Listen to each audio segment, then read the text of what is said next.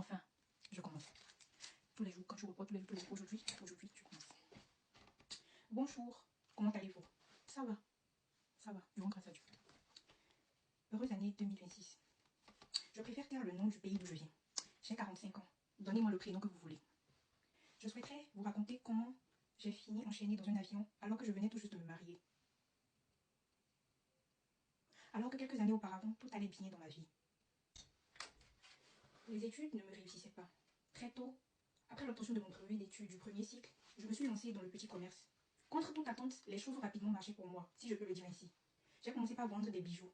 Rien de très spécial au départ, pas de grande qualité, mais une matière recherchée, durable et abordable. L'acier inoxydable. Je choisissais des motifs rares, élégants, dorés ou argentés. J'étais faite pour ça. Peu à peu, ma clientèle s'est élargie vers le Congo, le Mali, le Burkina Faso. On me demandait désormais des pièces de grande qualité, de l'or, des parures pour de grandes cérémonies, même des diamants. Je vivais en de très bons termes avec ma famille et tout semblait aller bien.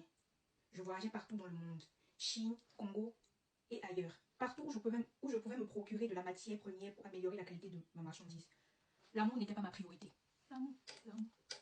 Après mes 30 ans, j'ai commencé à ressentir le besoin de fonder ma propre famille. L'être humain n'est pas fait pour rester seul selon les Écritures saintes. Pourtant, je n'étais pas une très grande croyante. Je m'étais battue seule pour obtenir tout ce que j'avais. Quelques mois plus tard, j'ai rencontré un homme. Il avait tout pour plaire. Il n'était pas riche, mais c'était un homme bien, travailleur, issu d'une famille modeste. Très vite, nous nous sommes compris et tout a naturellement matché.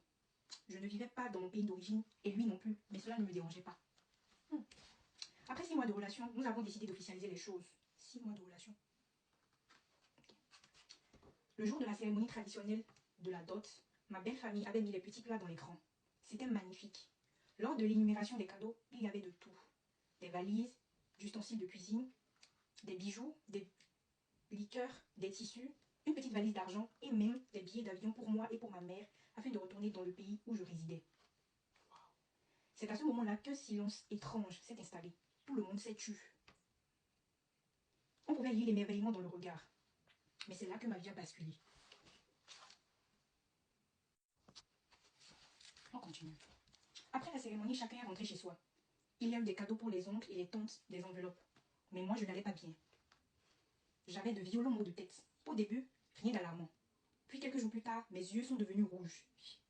Moi qui étais pleine de vie, j'ai maigri et sombré brutalement. Je devenais peu à peu méconnaissable. J'étais très malade.